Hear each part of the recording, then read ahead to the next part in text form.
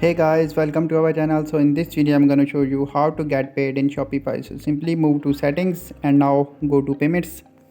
So now check here, just click on add a payment. Now click on search by a provider. So simply here you will add the payment method like that you want to add. Simply after this click on activate.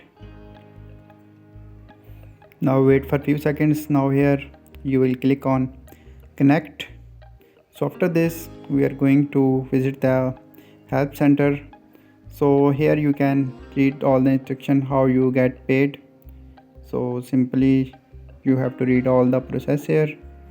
So here you can see our payment provider and how the customer paid and how you get paid. So here all the options through Spotify, payments, PayPal, and all the options are available here.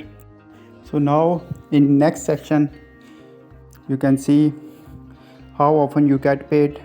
So just read all these instructions, and even Shopify pay you in installment, this option is also available.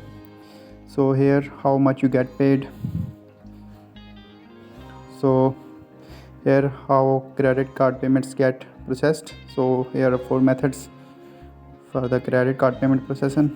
So first of all you need to verify a payment method, then you will be able to get payment from Shopify.